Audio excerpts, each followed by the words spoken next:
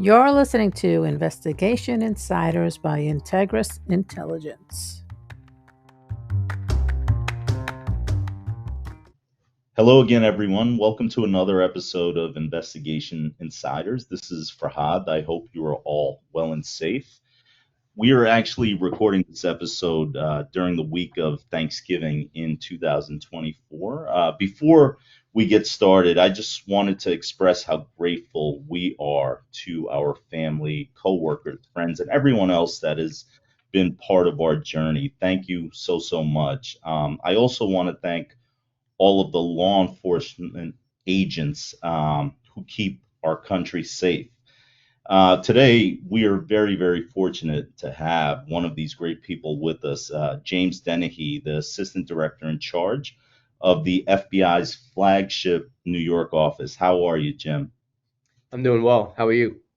I'm doing fantastic. Thank you so much for joining me. So, I always provide sort of like a background on how myself and the guests connect. Jim and I actually have many mutual friends and have crossed paths at different events over the years. Um, just like his predecessors, Mike Driscoll and Jim Smith. Jim Dennehy was very gracious in accepting my invitation to join our podcast today. So, a lot of the folks are going to know you, Jim, but for perhaps those that don't, can you provide a high level overview of your background? Sure, absolutely. So, born and raised in New York. So I've been in New York all my life, just about. Went off to college, and when I studied civil engineering at Villanova University, I also joined the Naval ROTC program. I was one of six and the third in college in 3 years in a row, so money was tight. And I initially pursued it just because they offered a scholarship. But then I fell in love with the military, joined the Marine Corps out of college, did that for 7 years, got married, had a few kids, and realized that I love the military, but I'd like to pursue a career that maybe had me home for dinner a little bit more. And the FBI was the perfect kind of balance of public service and the fact that I wouldn't be deployed all the time. So I applied, and in March of 2002, I was accepted and went down to Quantico as a new agent. After training, I put my number one choice as New York to come home, and I got it. And even though the New York office was still reeling from September 11th attacks, it was a great move for me. I started in '02, and I spent 20 years in the New York office in all sorts of different positions, and then left in '22 to head out to New Jersey to lead the FBI Newark office. And when the ADIC position here in New York came open late summer, I jumped at it, and I was very fortunate to get it. So I'm back here in New York, back home, since September of this year, and I couldn't be happier. That's amazing. So, I'm sure there's a ton, but is there a memorable moment or moments that really stick out during your career? So I've always said it's being a case agent is probably the best job in the world, in my view. So one memorable moment would be 11 years of sitting at the same exact desk, working the same violation, and really getting involved in numerous cases and sources and methods and undercover operations and other types of technical operations. And I told people a lot of this, that if I wasn't married and had a family with four children, I probably would never have left work. That's how good the work is. There's a saying we have in the FBI: if you leave the FBI bored, that's your problem, because you're offered so many opportunities to really see the world, travel the world, do really cool stuff. I was able to be a case agent and a SWAT operator and an undercover agent all at the same time. Hmm. And if in general terms, I would say that's been the most memorable time in my bureau career. Sure. So, outside of the U.S., do you have a favorite place on the planet? For me, it was Spain, but that's one of many. The bureau brought me all over the world. Obviously, I love all parts of Europe, but I really enjoyed Spain. That's awesome. And so you just told me something else that we have in common, which is I actually have four children also. They're probably a little bit younger than yours, but all sons. So I got my hands full just like you did, I presume. Sure. I've been blessed with three daughters and a son that range in age from 27 down to 15. So even though not all of them live home anymore, they still keep me busy. My wife and I very fortunate to have them, and we consider ourselves a tight knit family. That's awesome. That's awesome. So like obviously the New York office, as I mentioned, I think is widely considered as the flagship office. So I guess a couple of part question. How does it feel to be in charge of the New York office? And then is this something you aspired to, or did it just take a natural course in terms of getting here? So I would say it's a dream come true for me. I consider the assistant director in charge of the New York office, if not the best role in the bureau, then one of them. So for me, to answer both questions together, it's something I always thought about. Not when I was a case agent, you too invested in your cases, but it was one of those things as I started promoting, you always think about and you see the leadership and the example of previous ADICs of New York. And I've probably been through a half a dozen of them, if not more, in my 20 plus years in New York. And it's something that, they always set a very good example for leading the office. And it's something that I've always looked up to. So to be here now, like I said, dream come true for me. I hope I represent well. Well, I'll tell you, there's a lot of happy people out there. So sounds like so far so good, except the bad guys, of course. So one of the weird things, and I think we all sort of experience this at some point in our career, is that you go from working with people to, I guess, being in charge, right? How's that been for you? I think it's been somewhat of a natural progression. I focus a lot on the fact that I never really pursued managerial and leadership positions in the FBI until maybe the 12-year mark. And it was only because my mother got sick. I told you I would have sat at the same desk probably for 20 plus years as a case agent because I loved it. But due to the fact that my mother got sick, I tried to get closer to home, and I put in for a managerial slot in the office nearest my house. And by doing so, that's really what got me involved in leadership and management. So with that, though, it's been somewhat of a progression over time where I've kind of grown with my colleagues from the New York office. Yep. I would like to think I haven't changed all that much despite the difference in title. So for me, 23 years is a long time in the FBI where a lot of people come and go, but the office remains the same. So to me, I feel it's a great benefit, and I feel very lucky that I get to be able to lead in the same office where I started. And as a result, it's not a very uncomfortable feeling for me because I think everybody respects the position. I hope I can earn their trust and respect over the time that I'm here. But with that, I also want to kind of give off the impression that I'm no different than the person who was a case agent here who started back in 2002. Sure, sure. So I actually that leads into another question, which is, how like let's say 10 years ago or however long ago, you think about the ADIC position, right? And you say, you think to yourself, this is how this position would be. So what's been the same, what's been different from your perception from the outside looking in and then being in the seat now? That's a great question. I remember as a case agent, if you ever had the opportunity to get in front of the ADIC in order to brief him or her on a important case, well, you knew that your work was at that point where you're going to bring the ADIC in on this. That was a big deal to you. So it was one of those things that you kind of looked up to, the position, the individual, the role, the responsibility. And now that I'm sitting here now, I have a little bit of a different perception. Like I don't want to be looked at as any different than I was when I wasn't the ADIC. I want to hopefully engage with the population of agents and analysts and professional staff the same I would have as an agent. I know the title brings a larger amount of responsibility and requirements with that. But as I sit in that desk right now, I want to try to make it as approachable to my office as possible, which is different from how I felt, 23 years ago, if you will. Well, that's a really interesting perspective. I wonder how the agents that listen to this episode will feel about that. So maybe you'll get some feedback in the hallways. Well, New Yorkers tend to not hold back when it comes to feedback, so I'd be interested in hearing the good and bad. For sure. So what do you want to accomplish during your tenure here, and how do you think you could get there?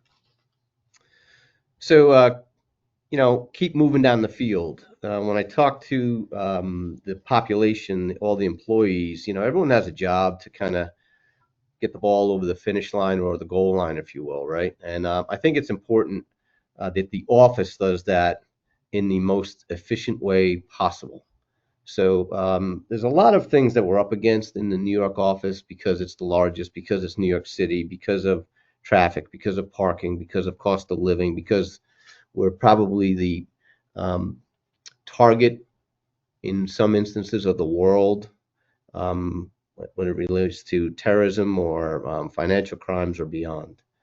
And as a result, what I'd like to accomplish is to make this office as efficient as possible, despite all of those obstacles and despite all of those concerns that we've had and the things that we get in the way of our ability to get the ball over the goal line. So that would be probably first and foremost. Obviously, we have to live up to our mission to uphold the Constitution and protect the American people. I want to be able to do that every day in the most efficient way possible. And I think if we really focus on the little things and we do the little things well in life, then overall, then that leads to us doing big things well. And when we do big things well, then we can move mountains. So really, I just want to simplify it by doing the little things well, promoting what I call a culture of excellence, where we, if not already, become so well trained and prepared, and we have the investigative rigor that we need, and we utilize all of the tools that we have in our toolbox from a investigative standpoint so that we don't miss any opportunity to be able to win that case or prevent that next terrorist act and beyond. So it's an overall culture that I want to promote. And in a simple way, I just want to do the little things well to do the big things well so that we run this office as efficiently as possible. Well, you know what? I'll tell you what, you sound equally like the CEO of a company as you do the head of the New York office of the FBI. And I think I say that in a very positive light. I think that's the way most organizations need to be looked at and run. And it's funny because I think everyone knows this, but Josephine Morrow helps us put this together. But she's probably laughing, saying, "Oh God, Jim, don't say that," because some of the things that you're saying about the small things and doing those things right lead to better or prevent bigger problems at least. And so I love hearing that, and I love hearing you talk about efficiency because not to get too far into it, but I have a feeling that government efficiency is going to be on the mind of a lot of people that will be running the government in the near future. So it's good to hear that you're way ahead of the game. Um, so the topic of the show is the FBI's commitment to protecting Americans. And what's important here, Jim, is I think part of why I enjoy having folks like yourself on the show is so that people can actually hear from the people that are doing the work about how they view things, right? And what they're doing and what their feelings about their coworkers and what's going on every day. They get to hear directly, right? And so again, I appreciate you coming on. And so let me ask you a few questions. So obviously the FBI is just one component to law enforcement in New York, right? Can you talk a little bit about how you all work together with the other agencies, the police department, the Secret Service, the CIA, to ensure the safety of, I say New Yorkers, but obviously it goes beyond that? Sure. Partnership's probably one of the most essential elements of our job. When I joined in 2002, again, it was probably because we didn't really utilize our partnerships that we weren't able to necessarily prevent those terrorist attacks. And when I got to my squad, I was on a national security squad, and there were squad mates of mine that didn't provide necessarily information on certain cases to me because of need to know and because of concerns over source sensitivities and what have you, where the sharing of information was not what it could have been. And I look at that and say, boy, we've really come a long way in the last 23 years. As you know, the New York office started the Joint Terrorism Task Force back in 1980. That partnership was between the FBI and the NYPD that started with 20 total people, 10 agents and 10 detectives. On September 10th of 2001, that partnership had grown to about 200 people and it involved maybe about 20 agencies. So it was growing, and yet it was not big enough. And we look at that partnership of the JTTF in New York today, and we're close to 500 people with about 60 or so agencies, and it's probably still not enough. And I really learned the meaning of partnerships when I left New York and went to Newark, because where we really had a great partnership when I left with the NYPD and some other federal agencies in New York City. Let's face it, the NYPD is the big Megillah in New York when it comes to law enforcement. In New Jersey, there's 550 different police departments throughout the entire state, and the FBI Newark office requires us to have 550 relationships with those departments. And that can't be the job of one person. So it has to be an all-team effort in order to promote that partnership. And we've done a pretty good job, I think, in developing and promoting and enhancing those partnerships at the local, state, and federal level of law enforcement, and even at the international level. And now we've really put a much bigger focus on academia and private sector partners and beyond. Citizens Academy that we have, just our communities in general through our outreach, because we realized after September 11th and every day since, there's no case that we can actually tackle alone. Sure. So in my capacity as ADIC, that's probably one of the things that I do more than most others is that liaison and the outreach and the partnerships that we have through a lot of different programs that we have, both from a government, law enforcement, and private sector standpoint, and it's absolutely required. Sure. No, that's fantastic perspective, and certainly, again, good to hear as just the citizen of this great country and state. So from the FBI standpoint, what are some of the things that I guess you're most concerned about, both for individuals and families and companies? Is it domestic threats? Is it lone wolf attacks? Is it cyber threats? What concerns you the most? That's a hard one. Let me break it down by our mission and priorities. Our top priority will always be counterterrorism. What concerns me the most there is the attacks of October 7th, 2023, and how that might drive terrorist activity around the world, both in the Middle East and then those foreign terrorist organizations that might turn their eyes on the United States. And that can take place in many different ways through homegrown violent extremists who radicalize online in a very quick way, where they might be youngsters, sometimes even juveniles, who have access just to a vehicle, a car, a baseball bat, a knife, and use that because they've been radicalized by some ideology as a way of now bringing violence or terrorism to the United States. I look at the state sponsors of terrorism. I'm always worried about Iran, and they're targeting the United States and how brazen they are as it relates to coming onto U.S. soil or attempting to come onto U.S. soil in order to hurt our citizens. So I'm very concerned about that. And then, of course, I'm worried from a domestic terrorism standpoint and those who might be racially motivated or motivated as anti-authority or anti-government, who might radicalize very quickly in order to bring violence or harm to the citizens of the United States, and obviously specifically here to New York. From a counterintelligence standpoint, our number two threat, China's of the world, and targeting our critical infrastructure from telecommunications to energy to finance. Those are the top three I worry about, and there's so much more, so many others that I worry about.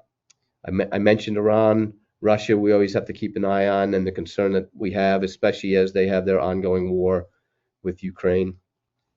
And then from a cyber standpoint, there are very young individuals, some of whom are even juveniles, working from around the entire world, hiding behind a keyboard, who are taking Fortune 100 companies for tens of millions of dollars because of ransomware attacks.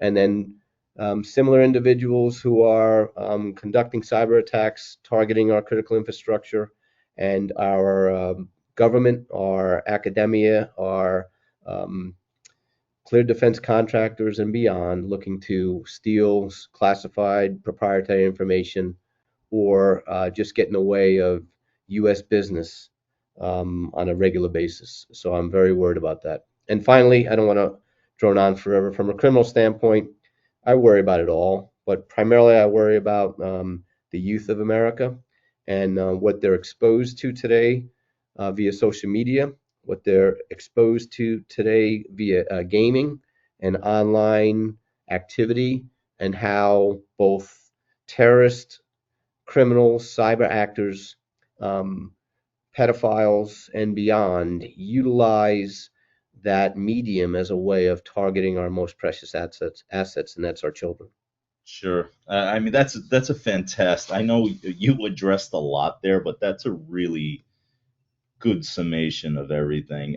And your last comment sort of leads into my next question, right? And we've started experimenting with certain things as a company over the past year or two, is artificial intelligence, right?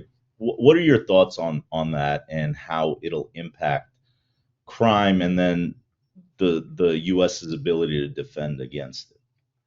So it's coming, right? And it's just going to become more and more present in our day-to-day from here on out. And there are many positives and positive impacts that AI can bring to this country, from healthcare to finance to the sciences and beyond, right? But then that leaves an opportunity for criminals to exploit that in a way. And I primarily talk about cyber criminals and nation states exploiting malicious code, if you will, Yeah. for attacks, ransomware attacks, and other type of cyber attacks. Phishing, everyone knows what a phishing email is by now, but now AI might allow those types of emails to be a lot more convincing, if you will. Financially, securities fraud, insider trading can all be enabled by AI, which is something that obviously the FBI has to hopefully be preventative to and not as reactive to over time. So I want to be able to use those same AI tools as a way of combating these crimes. And we can't do that alone either. So engagement with the private sector, with academia, the public sector at large, I think, as it relates to AI, and collaborating with them for using AI technology and analytics in a good way, I think is something that we have to get ahead of. I told you I wanted to make the New York office more efficient. And one of the leading ways we want to do that is through analytics. We sit on a tremendous amount of operational risk every single day based on the amount of data that we ingest through our investigative techniques, whether it be subpoenas or search warrants or other things. We bring in data every single day, and there's no one human that can pour through that data in a fast way. But AI might give us the opportunity to do those types of analytics in a much more efficient way. So I want to be able to use that to our advantage. So it's going to be an offense defense thing at the same time with AI, and I think the sky's the limit, both from a criminal standpoint and from a law enforcement standpoint on how we use it. Sure. That last point is actually an interesting one about a human or humans competing in terms of just efficiency and time in analyzing like mounds and mounds of data. I think that, one of the things that, you can see people worried about is getting it perfect. And so doing it a certain way versus maybe following an imperfect method, like, using technology, you may not catch everything, but at least you're doing it, as opposed to waiting for it to be perfect and not doing anything at all. Do you agree with that? I mean, I think you do, just based on everything that you're saying, that doing something is better than doing nothing. Absolutely. So I have a civil engineering background. I was always good in math, and as part of engineering and I guess math in general is sometimes you have to develop a theory. You may not know how true it is, but you go with that theory, and then you spend the rest of your problem solving in trying to turn it into something that's a truth. And you have to make a lot of assumptions Hmm. that way in order to really go after the majority of what makes sense, if you will, right? As part of that theory. Yeah. So apply the same thing to law enforcement and data. Um, Come up with a few assumptions as to, okay, what's going to be impacted the most, and develop your analytical system around that. Understanding it's not going to be 100%. But if I can get a 90% solution to something, boy, we're doing really good.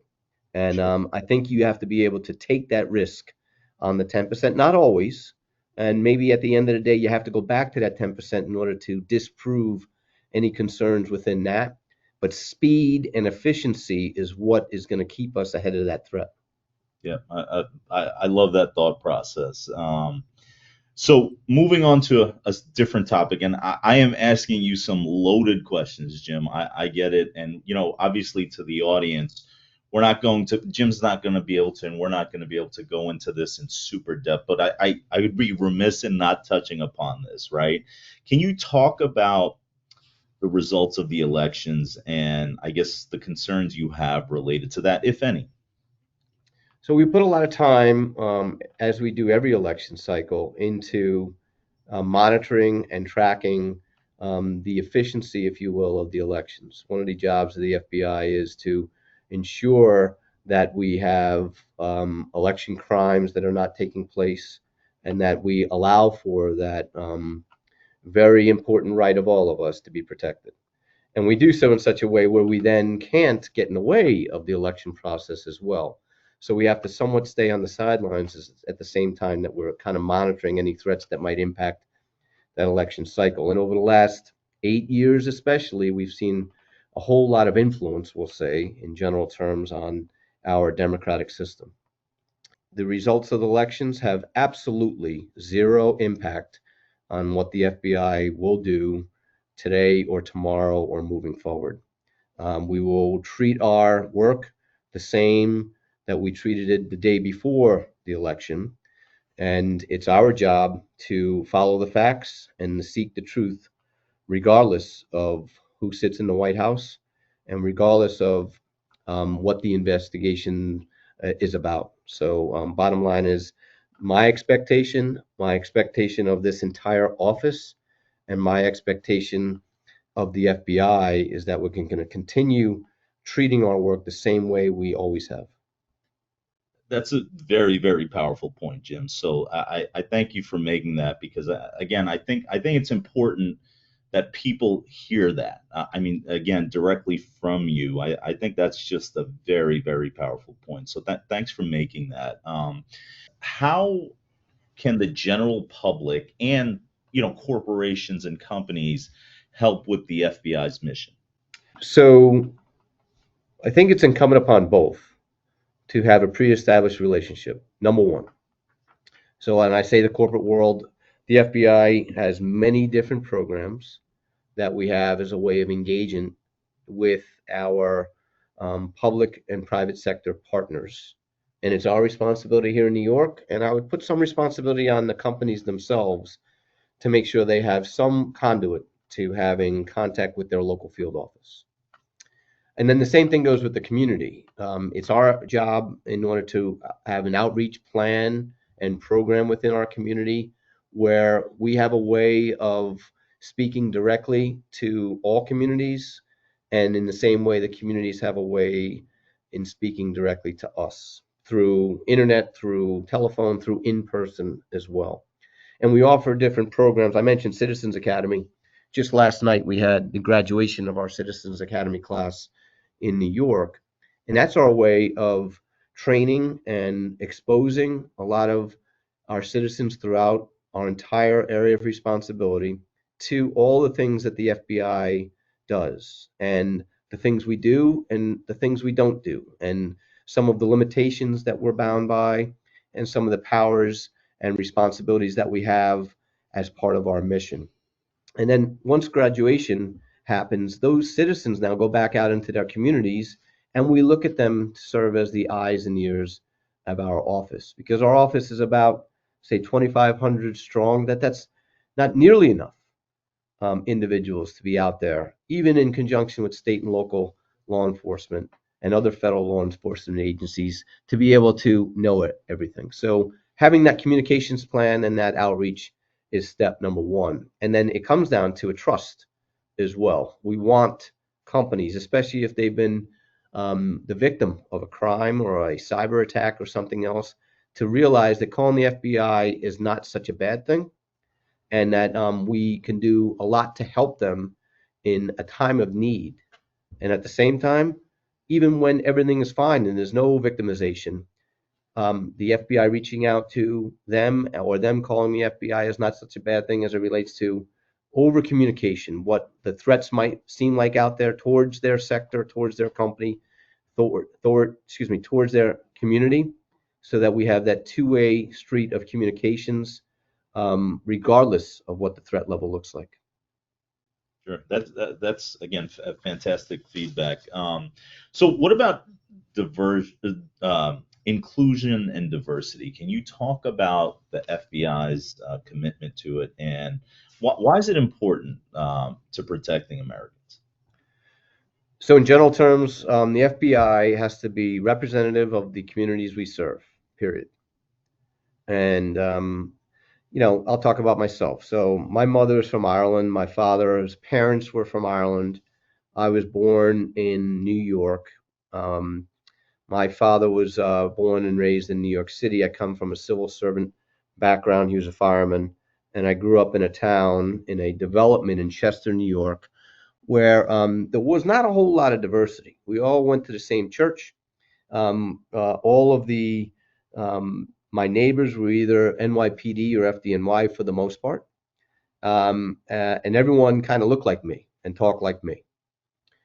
So for me, somebody who looks like me and talks like me, to be the only representative of the FBI is not necessarily being parallel to the communities we serve.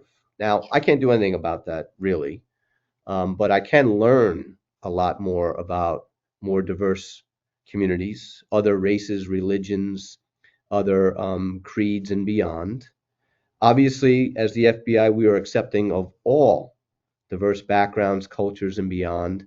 But for us to hire and recruit towards that at the same time that we are learning and engaging with those diverse cultures to understand their point of view on things, I think is a good way for us to be representative of that community. Just yesterday, I sat in on Native American Heritage Day, if you will, as part of the November Native American Heritage Month being celebrated, just to learn more from their community as to what some of their cultures and backgrounds are, as a way of teaching me a better understanding of what that community is all about. So we should recruit that way. We should engage that way. We should train with diversity and inclusion, and we should expect nothing less than full understanding and 100% respect and love for people of all different cultures, backgrounds, races, and beyond. Thank you. That's the really good summation. So you mentioned like the positions and stuff like that. I think it'd be helpful if you could just briefly talk about. I think people oftentimes just think about the FBI agent, right? Perhaps you can just talk a little about the different positions that are available within the FBI and how someone would, again, find out more information and apply for those positions. Sure. So as a special agent of the FBI, I'm one of about, I think, 13,000 or so special agents worldwide, and yet the FBI as a whole is 38,000 strong. So there's a lot more job categories outside special agent. We have intelligence analysts, which has a job field that has really grown, especially over the last 20 years. And I work hand in hand with them every single day. And I might be investigating crimes and investigating the different cases, and the data that I ingest from human sources, technical sources, subpoenas, and beyond. Intelligence analysts do a really good job not only sifting through a lot of that data, but then also um, publishing that data in a form of intelligence reports for consumption by not only me as the case agent, but also the entire intelligence community, and in many instances, the private sector as a whole. We have forensic accountants, we have scientists, we have lab technicians, we have STEM professionals, we have linguists, other types of multimedia specialists. I mean, you name it, we have it. So there are many different ways to contribute to the mission of the FBI, not just as special agent. The way to do it is quite simple. Go on fbijobs.gov and just navigate that website. You could probably spend hours on it just to learn about all of the different positions that are available, and then the ways to apply, and then the job requirements of those positions. Every job might have a different set of requirements. So find out the one that might suit your needs and requirements the most, but most importantly, obviously, figure out what you are best suited for as well, as far as the job, and then go for it. You may not hear back right away, but the sooner you do it, the better. That's fbijobs.gov, and we do a great job recruiting. We have always done well, especially in recent years, um, trying to find the best and brightest to come and be part of these roles. And I'm very confident, 23 years in how well we hire. We hire really good, well-educated people with high morals, values, and integrity. And that's one of the things that makes this job so great, is the people who are part of the organization. Sure. No, thank you for that.